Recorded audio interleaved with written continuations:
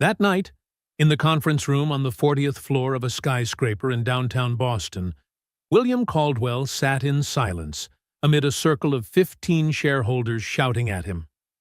"You let a maid teach your son? Do you have any idea how that makes the entire corporation look?"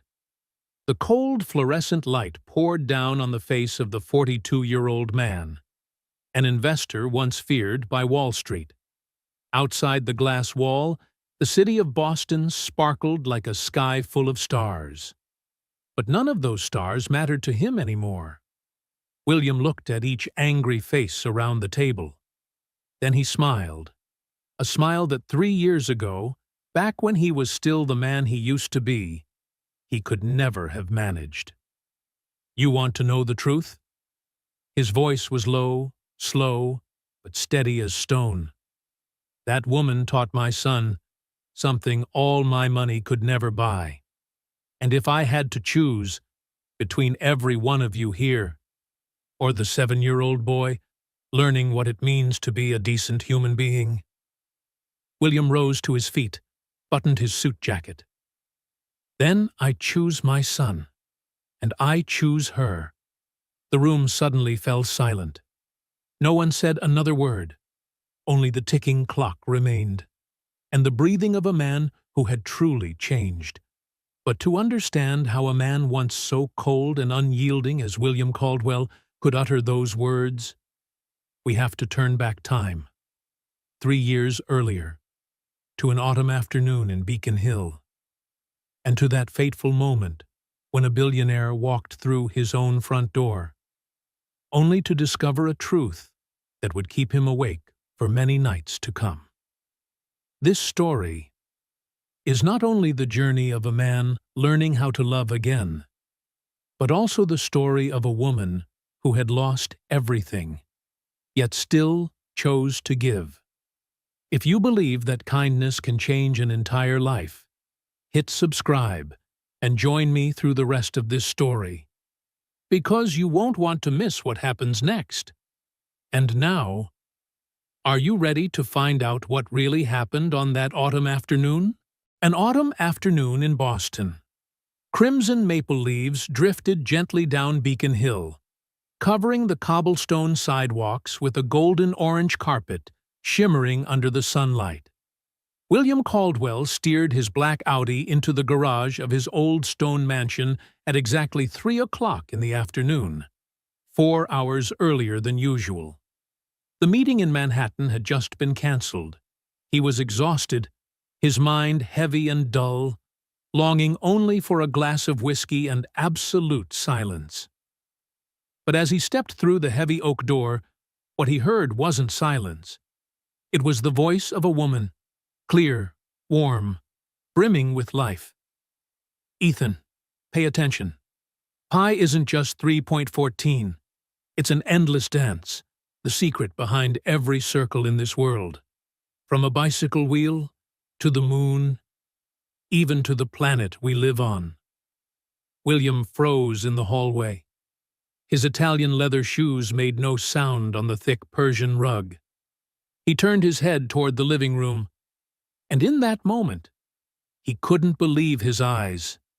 In front of a large whiteboard, the very one he'd bought for Ethan last year but had never seen his son touch, his housekeeper, Lucia Rivera, was standing there holding a green marker. Across the board stretched numbers and mathematical symbols written in neat, graceful strokes. Almost beautiful. The formula for the area of a circle, diameter, radius. Concepts William only vaguely remembered from his days at MIT more than 20 years ago. And seated across from her, in a leather armchair twice his size, was Ethan, his 7-year-old son. The boy who, for the past 2 years since his mother's death, seemed to have lost all joy. The child psychologists said he was withdrawn. The child William himself hadn't known how to talk to. But now, Ethan was smiling. He was asking questions. He was alive. "Miss Lucia, if I know the diameter of the moon, can I figure out..." How many basketballs it's as big as? Lucia laughed. A gentle, genuine laugh. Of course. You're very smart. Let's figure that out together. But before we do, can I ask you something? Why do you want to know that? Ethan paused, then softly answered, Because my mom used to say she'd always be on the moon watching me. I want to know. She's in a really big place, right? The air in the room seemed to freeze. Lucia knelt down, looking straight into the boy's eyes. Her voice was soft, but every word firm and full of feeling. Your mom is in a place bigger than any number I could ever teach you, Ethan. But you know what?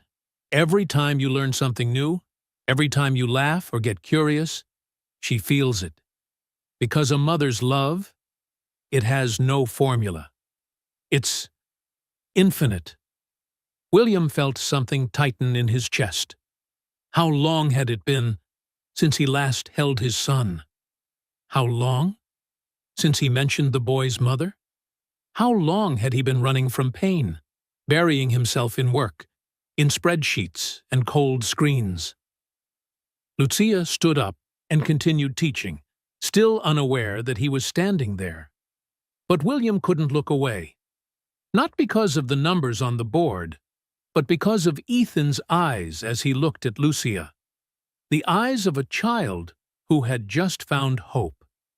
And in William's mind, a question echoed, sharp and aching. Who is this woman? And how could she do something that I, his own father, never could? William stepped back, then another step. His leather shoes finally touched the wooden floor, making a faint sound. Lucia turned in surprise. Her brown eyes widened. Mr. Caldwell, I didn't expect you home so soon. William said nothing. He only looked around the room he had lived in for 3 years, and suddenly realized that, for the first time, he was truly home. Do you think William will be angry? Or will he begin to recognize the gift fate quietly placed before him? Lucia Rivera gently set the marker down on the table. Her hands hurriedly wiped against the white apron. Her face flushed, not from embarrassment, but from fear. The fear of someone who had just crossed the boundary of her duty. I'm sorry, sir. I was cleaning the room when I saw Master Ethan sitting alone by the window. He asked me about math. I didn't think that. William raised his hand, signaling her to stop. His voice was deep, brief, but not cold. How long have you been teaching my son? The room fell suddenly silent. Ethan looked up. His clear blue eyes, just like his mother's, shimmered with worry. Dad, please don't be mad at Miss Lucia. I was the one who asked her to teach me. She's really smart, Dad. She even knows how to calculate the area of the moon. William looked at his son, surprised by the tone of the boy's voice. Ethan rarely spoke much, and even more rarely defended anyone, especially in front of him. He turned back to Lucia, his voice lower now, softer. I'll ask again. How long have you been teaching him? Lucia swallowed hard, then answered quietly, About 3 months, sir. 3 months. 3 months had passed right inside his own home, and he hadn't known. 3 months long enough for his son to change, while he had been too blind to notice. William remembered. Just last week, passing by Ethan's room, he had seen the boy drawing circles and writing strange numbers. He'd assumed it was just childish scribbling. It wasn't. He took a breath, then asked, What did you study? The question was short, but his tone wasn't harsh. It was the voice of a man trying to understand. Lucia hesitated, then spoke in a trembling voice. Engineering, sir. Civil engineering. I studied at the University of Puerto Rico, San Juan, but I didn't graduate. William froze. An engineer. The woman he had known only by name for 3 years The woman he had considered merely the maid had once been an engineering student, and he had never asked, never cared. A sting rose in his chest. He, the man who knew the names of 47 CEOs in his investment portfolio, who remembered every assistant in Manhattan and even the waiter at the golf club, knew nothing about the woman who lived under his own roof. The one who cooked for him every day, who cared for his son, and now was rekindling in that child something he himself had long lost. "Why didn't you finish your studies?" Lucia lowered her head, her fingers clutching the edge of her apron. "Because my family needed money, sir. My father died when I was in my 3rd year. He left behind a large debt. My mother had a heart condition. My sister was still young. I was the eldest. So Her voice faltered. "I had to work. I came here." William stared at her, truly looked at her, perhaps for the first time. She was about 1 meter 62, small but strong. Warm brown skin, black hair neatly tied behind her neck. Deep brown eyes, the eyes of someone who had once carried bright dreams, now worn down by time and fate. And yet, every time she looked at Ethan, those eyes lit up, as if the boy was the last flame she still carried. William asked softly, "Do you regret it?" Lucia lifted her head, momentarily stunned. "Sir?" "Leaving school. Giving up your dream. Do you regret it?" Lucia fell silent. Then she smiled, a sad, gentle smile, but not a bitter one. "I don't regret choosing my family, sir. But sometimes, every night I dream of standing before a building I designed myself. And at its entrance, there's a plaque engraved with the words, 'For the children who have no school.'" She paused, her voice lowering. "I once wanted to build schools, sir. For children like my sister. Like Ethan. Before." "Before?" William frowned.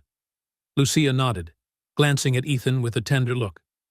"Before I started teaching, he used to sit by the window for hours, not playing, not smiling, like a child waiting for something that would never return." William felt his heart tighten. He knew what Ethan had been waiting for his mother. And deeper still, waiting for him, the father too busy to see his own son drifting away. Lucia lowered her head, her voice fading. "If you don't want me to teach him any more, I'll stop, sir. I'm sorry for overstepping." "No." William's voice rang out, firm, decisive, making both of them freeze. "You will continue teaching my son." Lucia looked up, her eyes wide with surprise. Ethan turned to his father, too, his gaze a mix of joy and caution, as if afraid that if he blinked, this moment might disappear. William swallowed, then spoke slowly, every word deliberate. "But from now on, I'll join you. Sometimes, to truly see the worth of another person, one must let them reflect the goodness that has long slept within oneself. Can a man who once lived by reason alone find the courage to step into the world of his own child and of the woman who taught that child how to smile again?"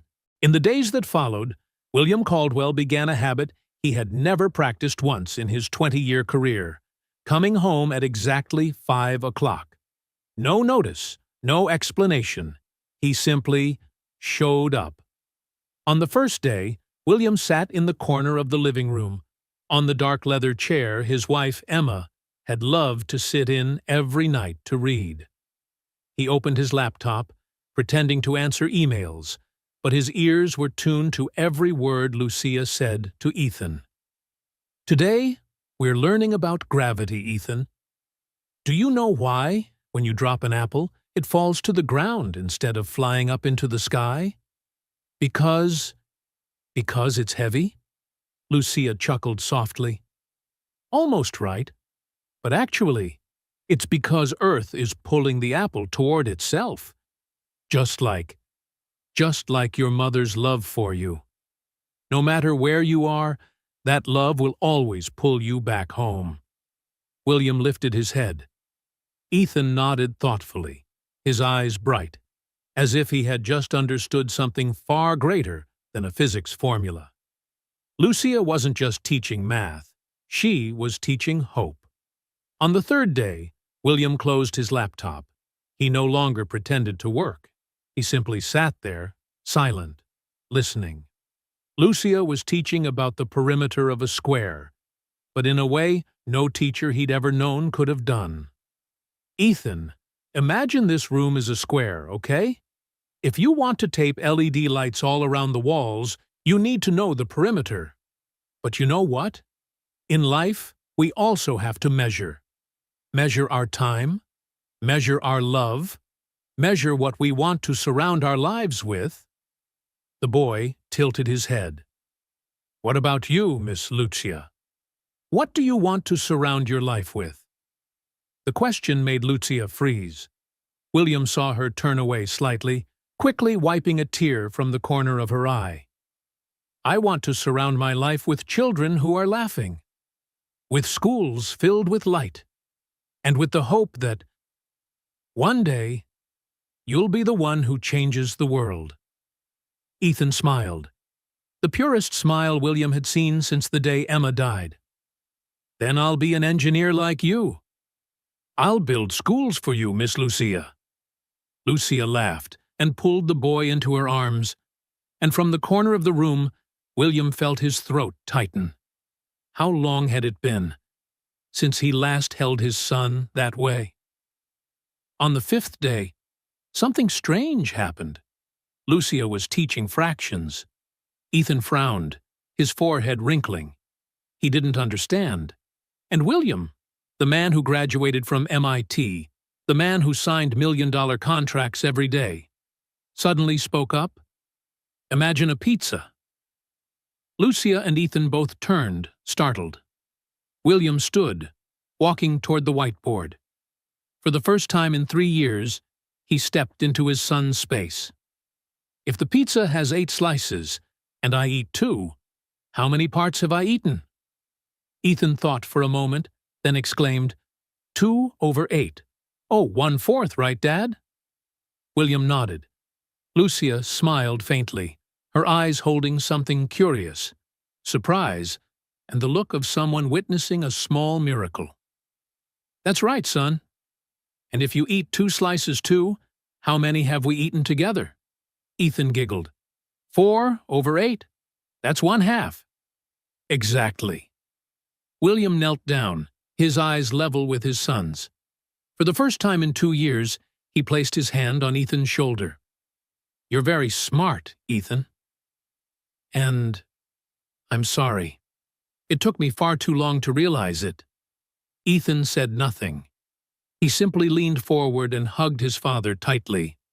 And William, the man who hadn't shed a single tear at his wife's funeral, broke down crying.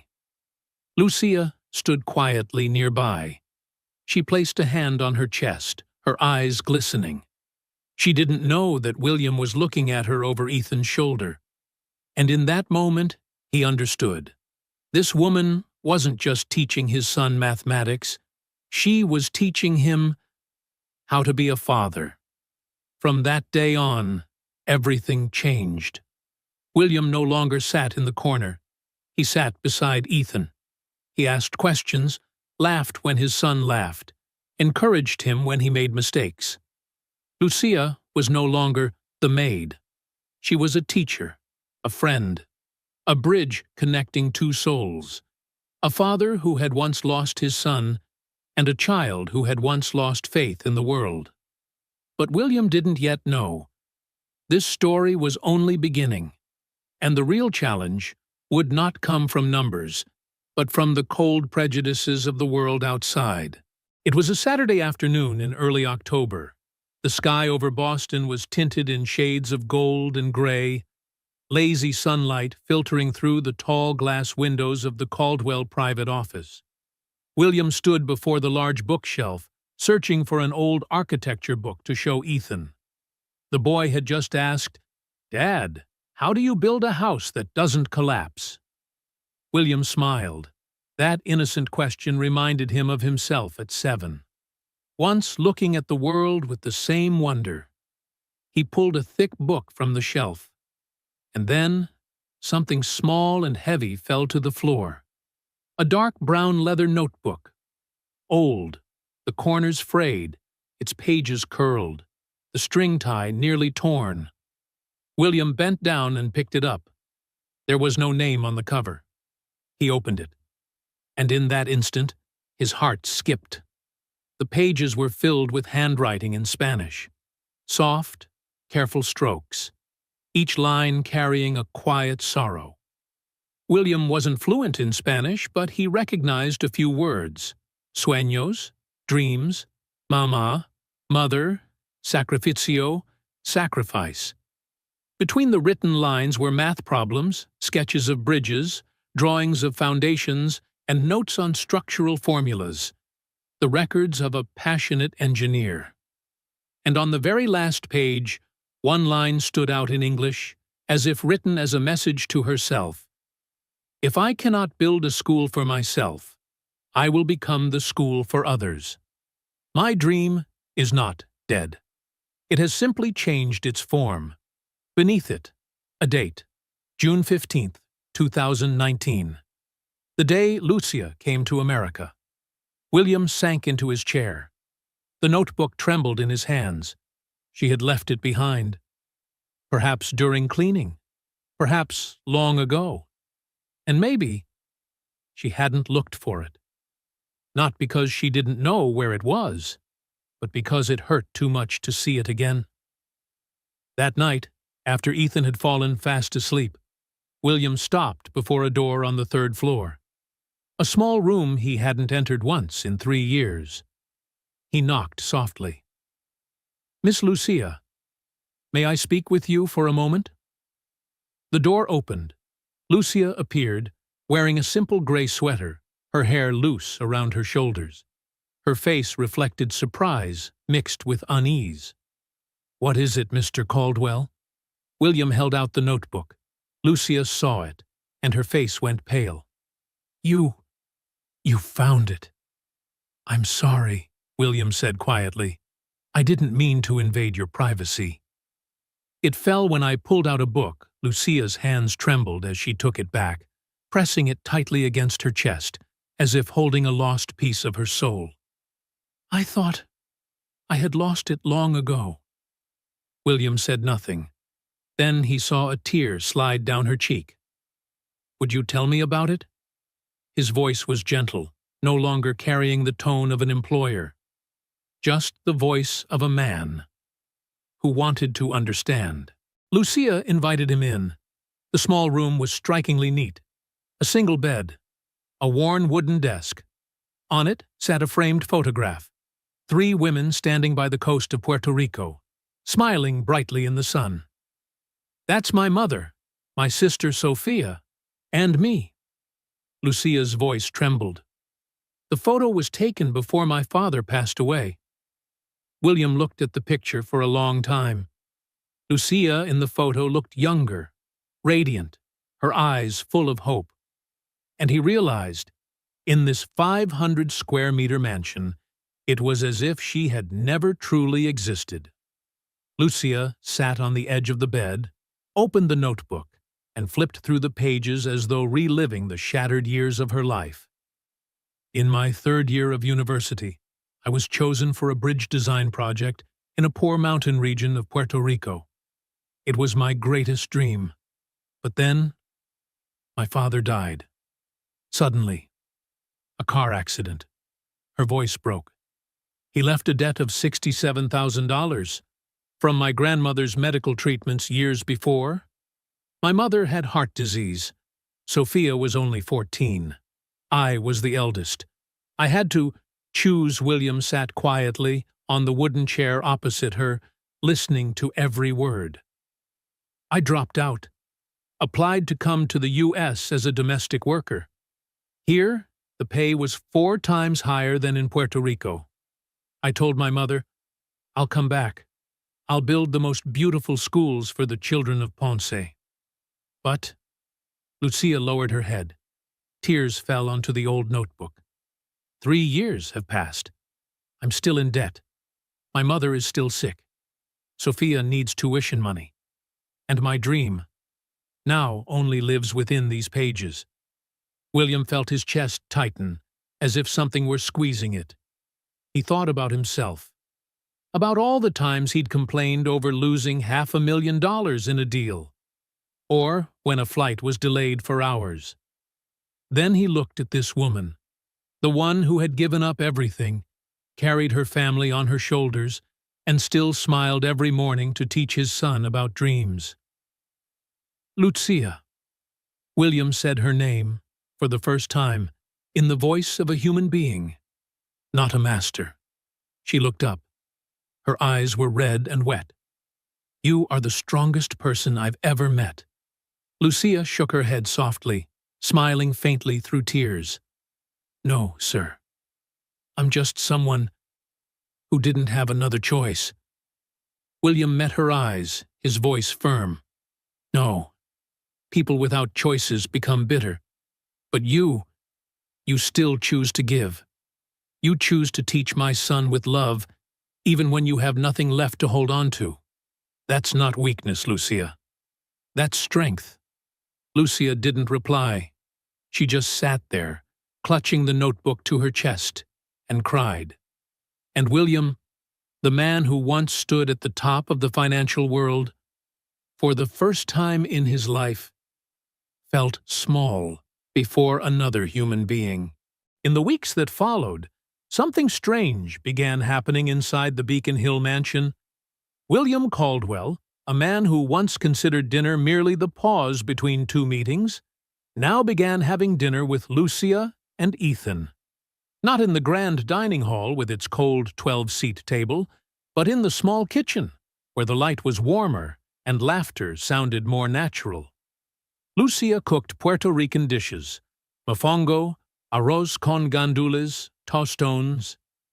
Ethan delighted in memorizing their names in Spanish, while William, who once ate only meals designed by his private chef, suddenly discovered that the flavor of happiness could be that simple. But the outside world wouldn't let them be. On Monday morning, as William was reviewing investment reports, his assistant, Catherine Chen, walked into the office, her face tense. William, we have a problem.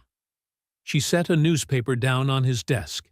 The headline screamed across the front page, Billionaire Caldwell lets his maid teach his son. Irresponsible parenting or signs of collapse. The article came from one of Boston's most notorious financial tabloids, dripping with poisonous insinuation. It claimed William was losing direction after his wife's death. It questioned the judgment of a man managing a $3 billion fund who couldn't manage his own family. And worst of all, it called Lucia an unqualified, unknown woman influencing the heir to the Caldwell empire. William finished reading and placed the paper down. His face betrayed no emotion, only one quiet question. Who leaked it? Catherine hesitated. We suspect Marcus Whitmore. Marcus, a board member and William's former close friend, until their falling out 6 months earlier over a merger deal. He's rallying shareholders, William, Catherine said softly. They want an emergency meeting. They think you're not stable enough to lead the company. William walked to the window, gazing out at Boston draped in the morning mist. His voice was low but steady. Schedule the meeting. News spread like wildfire. Within 48 hours, major outlets had picked it up. On social media, the debate exploded. A few defended William, saying it was his private life. But the majority, especially Boston's elite, mocked him. A billionaire who can't even hire a tutor? A maid teaching math? What's next? The gardener giving violin lessons? The gossip storm ricocheted back to the mansion, and the first to suffer was Ethan. One afternoon, he came home with red, swollen eyes. William was in his study when he heard quiet sobbing from upstairs. He rushed up. Lucia was sitting on the floor, holding Ethan, gently stroking his hair. "What happened?" William's voice was tight. Ethan looked up, his face wet with tears. "My friends at school. They said Miss Lucia isn't smart enough to teach me. They said you're stupid for believing in her. Dad, why should I be ashamed of Miss Lucia? She's kind, Dad." William knelt down and pulled his son into his arms. "You never have to be ashamed of good people, Ethan. Never." But when he looked up, he saw Lucia. Her eyes reflected both pain and guilt, as if she herself were to blame for making the child cry. That night, after Ethan had fallen asleep, Lucia came to William's study. The room glowed softly with light from the fireplace. William sat with a glass of whiskey in hand, the flames flickering in his tired eyes. "Mr. Caldwell." Lucia's voice trembled. "Perhaps I should stop." William turned. "What did you say?" "I'm causing trouble for you." "For Ethan. I'm just a maid. I shouldn't cross my boundaries."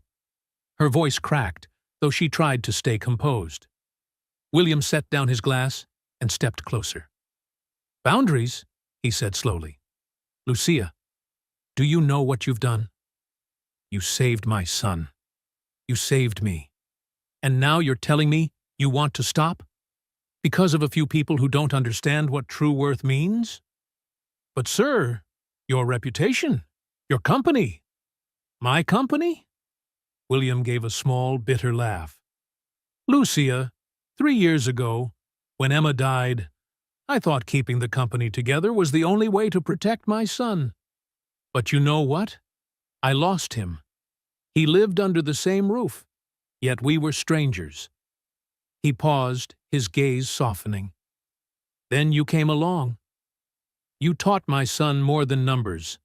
You taught him about hope, about kindness, about how pain doesn't mean surrender." William's voice broke slightly. "You taught me all of that, Lucia.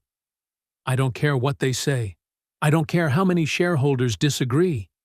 If I have to choose between all of that and a child learning how to smile again, I choose my son." Lucia couldn't hold back anymore. She burst into tears, her hands wet with them. "But my mother, my sister, if I lose this job—" William shook his head firmly. "You won't lose your job." Lucia looked up, stunned. "But you also won't just be a maid anymore." "What do you mean?" "Starting tomorrow, you're Ethan's official tutor, with a salary to match. And I will stand before the board, before all of Boston, and tell them, this is the best woman my family has ever known." Lucia shook her head, wiping her tears. "You don't have to do that." William looked at her, his voice warm but resolute. "It's not that I have to, Lucia. It's that I want to." And William kept his word. A week later, he walked into the boardroom on the 40th floor. 15 furious eyes followed him. The air was thick, like a storm waiting to break. And that was where the story, the one that turned everything upside down, truly began. Sometimes, to defend what's right, you have to stand alone. But sometimes, one person standing up is enough to change how the world sees the true worth of a human being. The boardroom on the 40th floor was bathed in cold fluorescent light. Beyond the glass walls, the city of Boston stretched out like a vast chessboard of power. But inside this room, power was being challenged. Marcus Whitmore, silver hair neatly combed, tailored Armani suit, eyes sharp as blades, sat at the head of the table opposite William. On either side of him were 14 members of the board and major shareholders, people who had once called William a financial genius. "William," Marcus began, his voice low, cold, and precise, like an indictment. We're not here today to attack you personally. But we have a responsibility to this fund, to the $3 billion in assets, and to the hundreds of families who trust us. He paused, looking around, letting each word drop heavily into the thick air. And when the head of this fund begins behaving questionably in his personal life, we have the right to ask, are you still in the right state of mind to make sound decisions for this company? Tension spread across the room like a current of ice. An older woman spoke up, Eleanor Hastings, 68, a shareholder from the founding generation. William, I know you're grieving after losing Emma. We all care for you, but allowing a woman without a teaching degree, without a full background check, to educate your son, that truly shows poor judgment. Marcus seized the moment, his voice cutting sharper. And it's hurting our credibility. The press is mocking us. Partners are beginning to question us. Last week, Morgan Stanley reached out. They're reconsidering whether to continue working with us. William sat still, hands clasped in front of him. He didn't react. He simply listened, as if letting them drain every drop of judgment they had to give. Then Thomas Brennan, the fund's lawyer, spoke up. William, we have a simple solution. Dismiss the woman. Hire a certified tutor. And this will all blow over. The air went silent. Every gaze turned toward William. He slowly rose to his feet. The faint scrape of his chair echoed through the still room. William walked to the window, looking out over the city blanketed in the pale morning fog. Then he turned back. His eyes swept over every face in the room. Do you have children? The simple question caught everyone off guard. Marcus frowned. William, what does that have to do? Answer me, William cut in. Do you have children? Eleanor nodded. Thomas did too. Almost everyone did. William nodded slightly. Then you know what it's like to watch your child suffer and be unable to do anything, to live under the same roof, and yet be unable to reach their heart. His voice was low, but every word carried the weight of loss. 3 years ago, Emma died, and I thought that to protect Ethan, I had to secure his financial future. I worked 16 hours a day. I signed million-dollar deals. I built a flawless investment portfolio. He paused, taking a deep breath. But while I was doing all that, my son sat by the window for hours, staring outside. He didn't talk. He didn't laugh. Doctors said he showed signs of depression. 7 years old. A 7-year-old child. Depressed, Eleanor lifted a trembling hand to her mouth, eyes glistening. William continued, his voice lower now but burning with quiet fire. And then, one day, I came home early. And I saw her. The woman I'd called only Miss for 3 years. Standing in front of a whiteboard, teaching my son mathematics. But it wasn't just mathematics. He stepped closer to the table, placing both hands on it, looking directly at them. She taught my son that the world is still worth being curious about. That pain doesn't mean the end, that his mother is still there, in every lesson, in every smile. His voice caught. She taught my son things that I, a billionaire father, never could. Marcus opened his mouth to interrupt, but William raised a hand, stopping him. You say Lucia Rivera has no qualifications? His voice rang clear, every word striking the table like steel. She studied engineering at the University of Puerto Rico, ranking in the top 5% of her class. She dropped out not because she was unfit, but because her father died, leaving behind a $67,000 debt. She was the eldest, and she had to choose. He looked straight into Marcus's eyes, his gaze burning. She chose her family. She chose sacrifice. And you? You dare call that unqualified?" The room fell into absolute silence. Not a single breath sounded. William went on, his tone now firm, unwavering. "Lucia Rivera has more degrees than any expensive tutor I could ever hire. She has a degree in kindness, in resilience, in the ability to see a broken child and piece him back together." He straightened, his voice rising like a declaration. "And if you think I'll fire that woman to protect the company's image, you're wrong. Because for the first time in my life, I've realized something, that true legacy isn't measured in bank accounts. It's in the people we leave behind when we're gone. And if Ethan grows up to be a kind, intelligent, compassionate man, that will be my greatest success." The room was silent. Then Eleanor stood. She walked over to William, her eyes glistening. "William, I'm sorry," she said softly. "I have 2 children. And I made the same mistake you did. I thought money was everything. But now they're grown. They don't call me anymore. They don't need me." She took his hand. "You're doing the right thing. Don't follow in my footsteps." Thomas Brennan, the coldest man in the room, nodded slowly. But Marcus tried to keep his voice composed. "This is a boardroom, William, not an emotional talk show.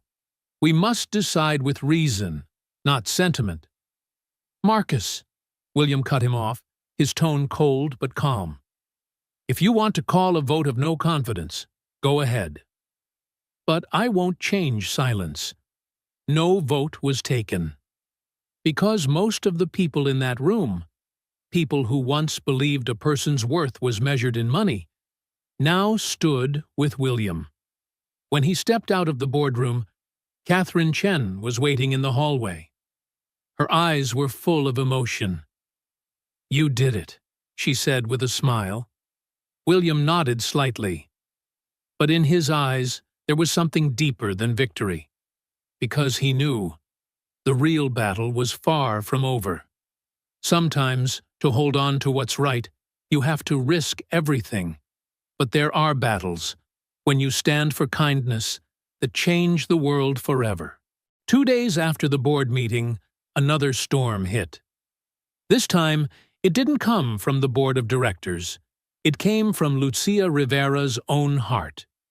It was a Thursday night at the end of October. Autumn wind howled through the trees of Boston, and yellow leaves slapped against the mansion's windows like knocks from the past. William was sitting in the study when he heard Lucia's phone ring in the kitchen. Her voice answered, and then suddenly fell silent. He stood and stepped out. Lucia was standing frozen in the kitchen. Her phone had slipped from her hand and clattered onto the tiled floor. Her face had gone pale. "Lucia?" She didn't answer. Her body trembled, arms wrapped tightly around herself, as if she might shatter. William hurried to her side, placing a hand on her shoulder. "What happened?" Lucia slowly lifted her tear-filled eyes. "My mother. She had a heart attack. The doctors say she needs immediate surgery. But," her voice broke apart, "the cost is $45,000. Insurance won't cover it. My sister has no money. If she doesn't have surgery within 72 hours, she'll—" Her voice failed. She sank to the floor, clutching her knees, sobbing uncontrollably. William knelt beside her. "Lucia, listen to me. I'll take care of it." "No!" Lucia shook her head violently. "You've done too much already. You defended me in front of the board. You gave me a job. I can't keep taking from you. I have to go. I have to go back to Puerto Rico." William gripped her shoulders, looking straight into her eyes. "Lucia, this isn't charity. This is family. You're part of this family now." Lucia broke down, crying harder. "But I'm not your family. I'm just—" "You're the woman who saved my son," William said firmly. "You saved me too. Now it's my turn. Please, let me help." Within 6 hours, William had arranged everything. A private jet was prepared to fly to San Juan, Puerto Rico. A top team of cardiologists from Boston was assigned to the case. The $45,000 operation cost was transferred immediately. But Lucia still hesitated. "I have to go," she said, standing beside the small packed suitcase. "But if I go, who will teach Ethan?" William placed a hand on her shoulder. "I will." "You've already taught me how." Lucia looked at him, her eyes red and swollen. "What if I can't come back?" The question stopped William cold. What was she afraid of? Being held back home? That he'd find someone else to replace her? Or that everything in Beacon Hill, Ethan, Boston, this newfound warmth, had been just a dream she was now forced to wake from? "Lucia." William took both her hands and looked deep into her eyes. "You will come back. Because we need you. Ethan needs you. And I—" He stopped. For the first time he realized what he had never dared to admit. "I need you too." Lucia's flight left at 11 that night. William stood on the tarmac of the private airfield, watching the jet lift off and vanish into the black sky. When he returned to the mansion, the house felt colder than ever. Ethan was asleep. On the boy's pillow, William found a small piece of paper, the uneven handwriting of a child. "Miss Lucia, I prayed for your grandma. I'll study hard, and I'll wait for you to come back. I love you." William held the note and sank into a chair. And for the first time in years, he prayed. Not for a deal. Not for the company. Not for his reputation. But for a woman flying home. A woman who had changed his life. 3 days passed. Every night, Lucia called. Her voice was tired but laced with hope. The surgery was a success. Her mother was recovering. But there was something in her tone that sounded farther away each time. On the 4th night, Lucia called again. William could hear the wind and waves in the background. "Where are you?" "The beach at Ponce," she said softly. "Where I grew up." "I'm watching the sunset. Is it beautiful?" "Very. But—" She fell silent. "But what?" "I just keep thinking about Ethan. Wondering if he's doing his homework, if he misses me." William smiled, though she couldn't see it. "Ethan writes to you every day. He leaves the letters on my desk, makes me read them before we send them." Lucia laughed, a warm, quiet laugh. "That boy is the greatest gift I've ever received." "Lucia," William hesitated, then spoke honestly. "When are you coming back?" Lucia was silent for a long while. "Do you want me to come back?" "Yes, very much. For Ethan?" William looked out the window. Boston's lights shimmered against the night sky. "Not just for Ethan." That night, William didn't sleep. He sat in Ethan's room, watching his son sleep. Then he climbed to the 3rd floor, into Lucia's small room. Everything was still there. The brown leather notebook on the desk, the photo of 3 women on the beach. And he realized the 500-square-meter mansion filled with expensive furniture had never been a home until Lucia came. The next morning, William's phone lit up with a message from Lucia. "My sister wants me to stay. My mother needs me. But my heart is in Boston." William stared at the words, and he knew exactly what he had to do. William Caldwell had never been a man of impulse. Every decision in his life had been calculated, measured against dozens of variables. That was how he built a financial empire worth $3 billion. But that morning, he did something even he hadn't expected of himself. He booked 2 plane tickets to Puerto Rico. "Dad, are we going to find Miss Lucia?" Ethan sat in the private jet's leather seat, eyes glowing with excitement. He wore a navy sweater and clutched a small backpack filled with the letters he had written to Lucia. William fastened his son's seatbelt and smiled. "That's right. We're going to tell her that our home needs her. Dad, do you love Miss Lucia?" The innocent question made William freeze. He looked at his son, then slowly nodded. "I respect her. And I'm grateful to her, because she gave me something I thought I'd lost forever." "What's that?" "You." William gently brushed Ethan's hair. "Lucia helped me find you again." The jet landed in San Juan at 2 in the afternoon. The tropical air rushed in, hot, humid, and filled with salt and sunlight, so different from Boston's autumn chill. William rented a car and drove south toward Ponce, over 2 hours away. Ethan sat in the back seat, his face pressed to the window, amazed by the brightly painted houses, the tall coconut trees, the children playing soccer on dusty streets. "Dad, this place is so pretty. Is this where Miss Lucia grew up?" "Yes, it is." William glanced at his son's smiling reflection in the rearview mirror and thought, this was the first time in 3 years that father and son were taking a trip together as a family. They arrived in Ponce at sunset. Using the address from her employment records, William drove into a small seaside neighborhood. The houses were modest, their walls faded by time, but the air was alive. Laughter of children, the smell of rice and beans, the sound of a guitar drifting from a window.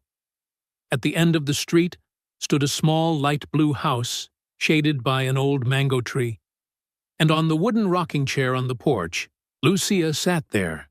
She was holding a young girl with long black hair, maybe 17, her sister, Sophia. The two were laughing softly in Spanish, their voices blending with the rhythm of the ocean breeze. William stopped the car. Lucia looked up. When she saw the unfamiliar black sedan, then saw William step out, and Ethan running toward her, her face froze for a moment. "Miss Lucia!" Ethan shouted, his backpack bouncing as he sprinted across the street. Lucia leapt to her feet, hands covering her mouth, tears flooding her eyes. "Ethan! You came here?" The boy threw his arms around her. "I missed you." "I waited for you to come back, but you didn't. So Dad said, 'We're coming to find you.'" Lucia held him tightly, sobbing too hard to speak. Sophia stood beside them, eyes glistening as she wiped her tears. William walked forward, slowly, quietly. He stopped a few steps away, watching, the boy holding the woman as if she were his mother. Lucia looked up through her tears. "Mr. Caldwell, why did you—" "I came to tell you something," William said, his voice low but warm. He stepped closer, eyes meeting hers. "Lucia Rivera, you've worked in my house for 3 years, but I never truly saw you. I didn't know your dreams, your pain, or your strength. But now I do." Lucia shook her head, her voice trembling. "You don't have to." "But I want to," William interrupted gently. "I didn't come to apologize. I came to say thank you." He took a deep breath. "Thank you for saving my son. Thank you for teaching me how to be a father. And thank you for showing me that true worth isn't in a bank account. It's in the human heart." Lucia trembled, tears streaming down her face. William turned to Sophia, the young girl with the same eyes as her sister. "You must be Sophia?" She nodded shyly. "My sister told me so much about you and Ethan." William smiled. "What does your family need? What does your mother need?" "Tell me," Lucia shook her head quickly. "No, you've done too much already. My mother is past the worst. Lucia." William gently placed a hand on her shoulder. "I'm not asking to give charity. I'm asking because you are family. Just 2 words, your family." And Lucia broke down crying. Sophia did too. She threw her arms around her sister, sobbing like a child. That night, William and Ethan were invited inside. The house was small, perhaps no larger than the living room of the Beacon Hill mansion, but it radiated warmth. Family photos lined the walls. The smell of Puerto Rican cooking filled the air. Laughter echoed from room to room. In the living area, Mrs. Rosa Rivera, 62, lay resting after her surgery. Her face was etched with wrinkles, but her eyes were gentle and kind. When Sophia told her who their guests were, she insisted on meeting them. William entered and knelt by her bedside. "Mrs. Rosa, my name is William Caldwell." The elderly woman clasped his hands, tears rolling down her cheeks. "Gracias, gracias, Señor. You saved my life. You gave my daughter a better one." William shook his head, his voice breaking. "No, ma'am. You're mistaken. It's your daughter who saved my family." Mrs. Rosa smiled faintly, turning toward Lucia. "Lucia, my dear, every night I pray you'll find the place you belong. And now, I think I've seen it." Lucia wept, kneeling beside her mother. "But I can't leave you, or Sophia." "You're not leaving us," her mother said softly but firmly. "You're giving us something precious, hope. Go back to Boston, my daughter. Live the life you deserve that night." Beneath a star-filled Puerto Rican sky, William Caldwell and Lucia Rivera stood by the ocean. Waves lapped gently at the shore. The salty wind tangled through her hair. "Will you come back?" William asked. Lucia looked out at the vast sea, then turned and smiled. "Are you sure?" "More sure than anything." Lucia nodded slightly, and that smile, for the first time in many days, carried no sadness. "Then, let's go home." The flight back to Boston was silent, but not the tense kind of silence. It was the quiet, shared by people looking forward, carrying in their hearts a new resolve. Lucia sat by the window, gazing down at the endless ocean below. Ethan had fallen asleep on her shoulder. Across from them, William watched the scene with an unfamiliar feeling: peace. When the plane touched down in Boston, the sky was dark. But within William, an idea had begun to grow. An idea that could change everything. The next morning, William called for a special meeting. Not with the board of directors, but with Catherine Chen, his attorney Thomas Brennan, and Eleanor Hastings, the 68-year-old woman who had stood by him in his confrontation with Marcus. "I want to create a foundation," William began firmly. "Not an investment fund, an education fund." Catherine leaned back, surprised. "An education fund? William, are you talking about charity?" "Not just charity." William stood, walking to the whiteboard. "I want to build schools where none exist, train teachers for remote communities, and give back hope to children like Ethan, children who are losing faith in themselves."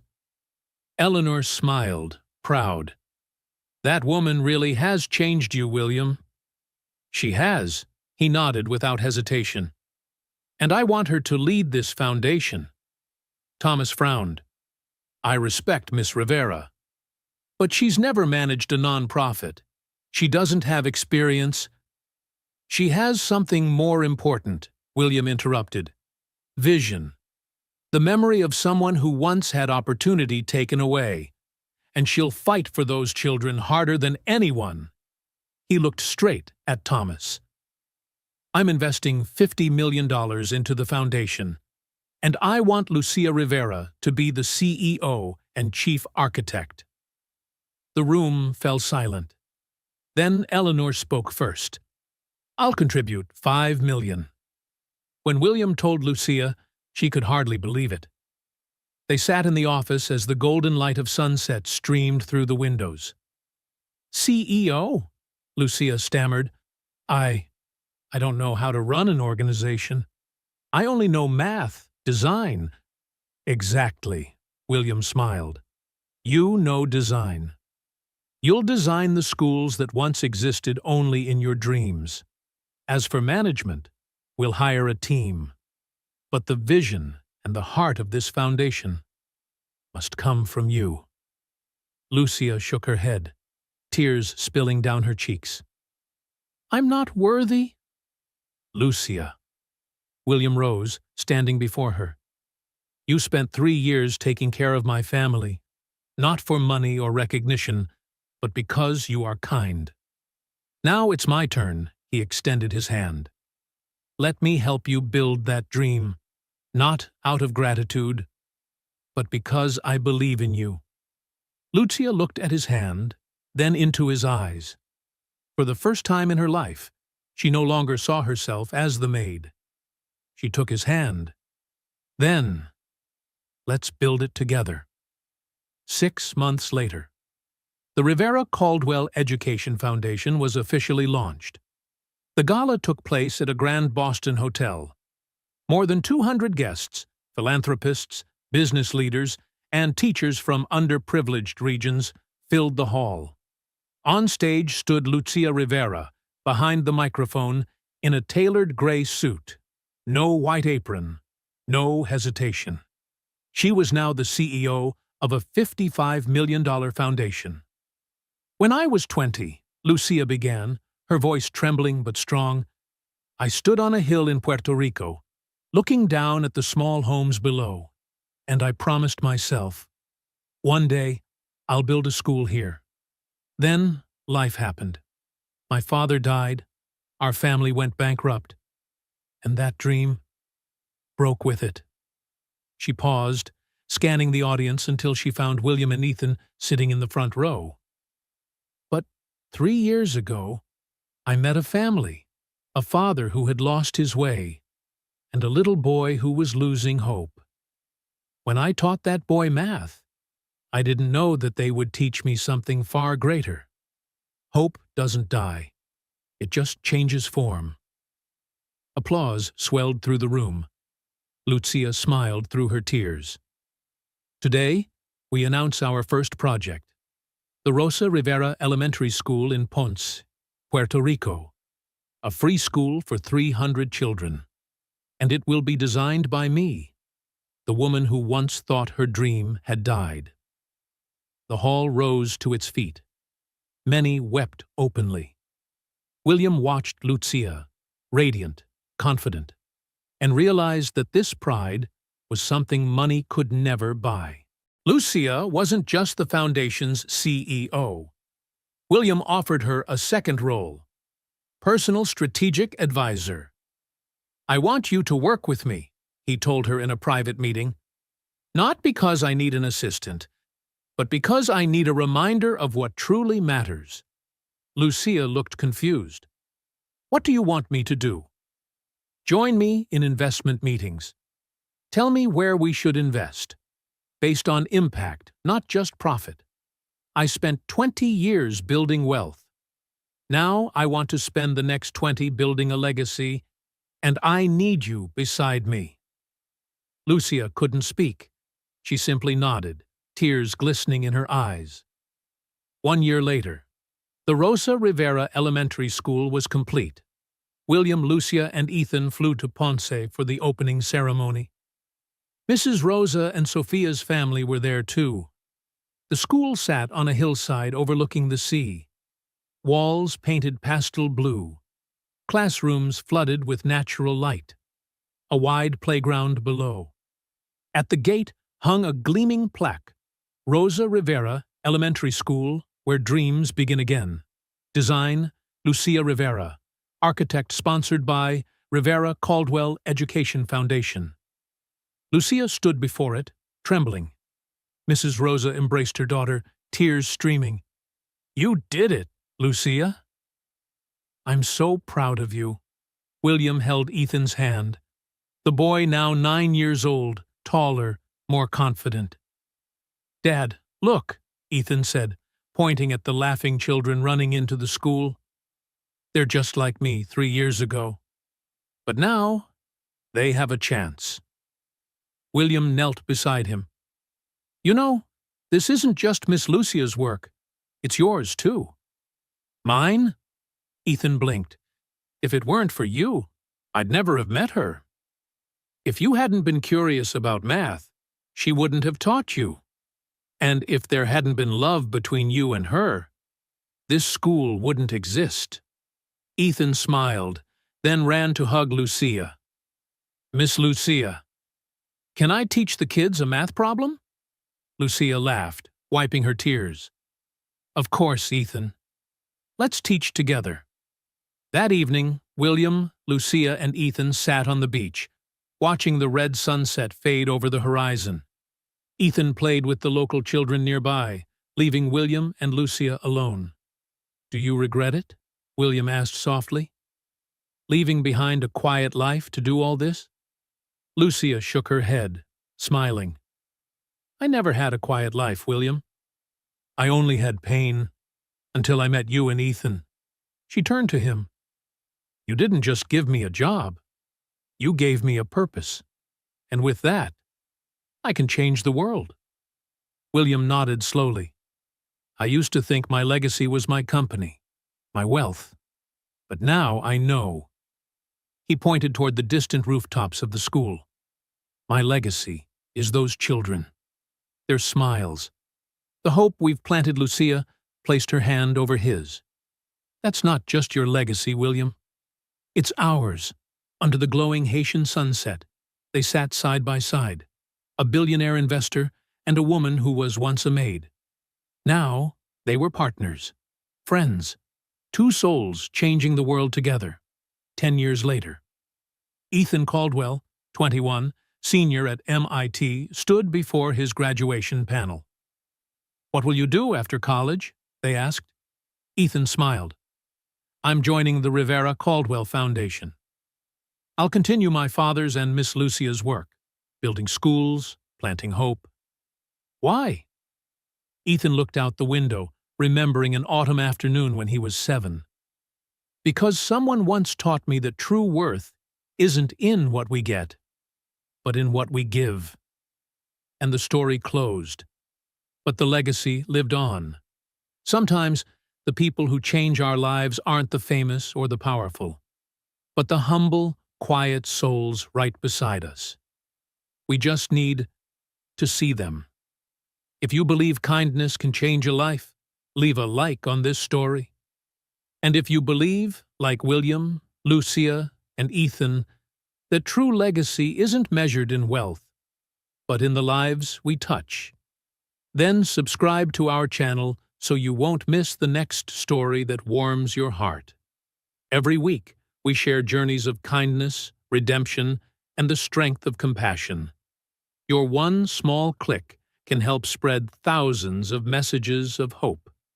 Hit subscribe, turn on the bell, and join us as we continue writing the beautiful legacies of humanity.